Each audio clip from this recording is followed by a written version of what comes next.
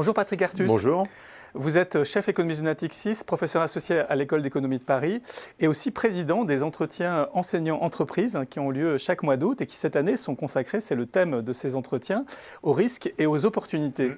Et justement, vous allez nous parler lors de ces entretiens des risques et des opportunités du système financier et vous venez de publier « Discipliner la finance », ce qui est quand même étonnant de la part de chef économiste d'une banque, parce que finalement, vous avez travaillé dans ce milieu bancaire toute votre vie, et vous dites que c'est très dangereux, la finance a pris une place, une embolie qui finalement pèse sur l'économie, qui accroît les inégalités, en tout cas dans les pays développés, et vous dessinez quelques pistes pour la discipliner. Est-ce que c'est possible encore vraiment ?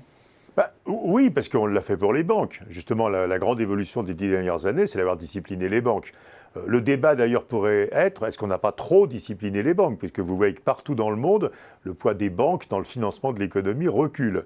Ce qui n'est pas forcément une bonne idée, puisque certes les banques ont créé la crise de 2008, mais par ailleurs, les banques sont assez bien organisées pour financer l'économie. Elles collectent des dépôts, elles font du crédit, il y a de l'assurance des dépôts, il y a une supervision qui est très sévère. Donc sont des intermédiaires financiers relativement efficaces normalement. Et on les regarde à la loupe depuis la crise. Et puis ils diversifient les risques, ils ont une bonne information sur les emprunteurs, mais on a collectivement décidé qu'il fallait réduire le rôle des banques dans le financement de l'économie à la suite de la crise. À nouveau, je pense que c'est une erreur, mais c'est un fait. Donc le reste continue de grandir, et même plus vite, puisque les banques, elles, maigrissent. En tout cas dans les pays de l'OCDE. Alors qu'est-ce qui est dangereux dans le reste ? Il y a plein de questions sur ce qu'on appelle le shadow banking. Donc, c'est tout ce qui est un intermédiaire financier qui n'est pas une banque. La banque non régulée, en fait. Sauf qu'il faut faire très attention. Parce que oui, vous dites le non régulé. Là-dedans, il y a l'assurance vie qui est encore plus régulée que les banques. Il y a les SICAV qui sont encore plus régulés que les banques. Donc, il faut regarder le bout non bien régulé du shadow banking. Et ça devient assez petit, en réalité, et ça devient un peu exotique, parce que, par exemple, on va trouver là-dedans des plateformes en Chine de financement, des hedge funds, mais c'est pas si gros, et on a l'impression que c'est quand même pas si inquiétant. Après, il y a quelque chose qui est effectivement très inquiétant, ce sont les dettes publiques, dans l'OCDE, qui ont continué à augmenter. Et donc, est-ce que les taux d'intérêt vont rester bas ? Tant que les taux d'intérêt sont bas, il n'y a pas de danger avec les dettes publiques. Le Japon a une dette publique qui fait 240% du PIB avec un taux d'intérêt négatif. Donc, ce n'est absolument pas une menace.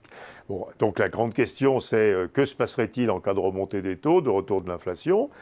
Après, vous avez la Chine, qui est un cas très particulier, où il y a une hausse extraordinairement rapide de l'endettement de l'ensemble des agents économiques. C'est une marmite, la Chine.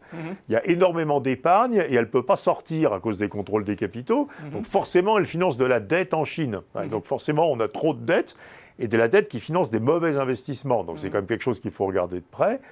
Et puis, on a déjà quelque chose qui est en crise. On n'en parle pas souvent, mais ça fait 20 ans qu'on est en crise continuelle des pays émergents. Et cette crise continuelle des émergents, c'est parce que les investisseurs vont dans les émergents, puis s'en vont, puis reviennent, puis repartent, sans arrêt depuis le milieu des années 90. Et encore aujourd'hui, regardez ce qui se passe en Argentine, en Turquie, dans plein d'autres pays. Et vous avez cette situation de déstabilisation des économies des émergents par l'oscillation des capitaux. Des capitaux spéculatifs, de la haute monnaie. Donc ça, c'est pas de la prévision de crise, c'est une crise qui est là depuis 20 ans et qui est là tous les jours, et qui déstabilise à nouveau totalement les économies des pays. Le Brésil a eu même pas 10 ans, en 7 ans, son taux de change qui a oscillé entre 2 et 4,5 vis-à-vis du dollar. Comment pouvez-vous résister à ça ? Remède, donc les banques, admettons que le cas est traité. Dette publique, c'est une question extrêmement complexe, c'est-à-dire croyons-nous ou non à des taux d'intérêt qui vont rester bas ou pas. À une japonification du monde. Voilà, mais japonification veut dire qu'il y a un engagement de la Banque centrale à ne jamais laisser remonter les taux, sinon c'est trop dangereux d'avoir toute cette dette publique. Émergent, il faut absolument limiter les capitaux à court terme. Donc il y a une réflexion croissante qui s'installe sur les contrôles des capitaux. Même le FMI, qui était l'apôtre de la libre circulation des capitaux, a changé d'avis. Je pense que des contrôles peuvent être utiles légitime sur les capitaux à court terme. Et Chine, on regarde parce qu'on n'y peut pas grand-chose. Mais évidemment, la grande menace sur la Chine, c'est qu'il y a trop d'épargne qui n'a pas le droit de financer le reste du monde. Donc forcément, vous avez une très grande dégradation de l'efficacité de l'épargne. Et c'est quelque chose qui est assez inquiétant. On n'y peut pas grand-chose. Et puis enfin, Banque centrale. On a toujours trop de... Les politiques monétaires sont chroniquement trop expansionnistes. Et évidemment, politique monétaire trop expansionniste, ça veut dire qu'il y a beaucoup plus de liquidités, c'est que les liquidités se déplacent d'un actif à l'autre, d'un continent à l'autre. Et donc, il faudrait quand même, puisqu'on parle de discipliner aussi les banques centrales et pas seulement la finance privée. Et vous parlez même de discipliner les États-Unis qui jouent beaucoup de leur déficit. Alors, bien sûr, on n'en a pas encore parlé.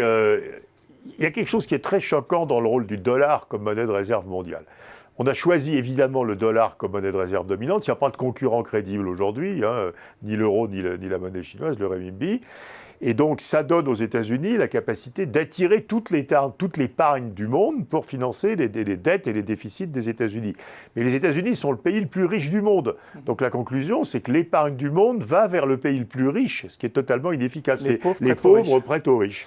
Eh bien, c'est donc très difficile d'améliorer ce système. Merci beaucoup, Patrick Artus. Merci.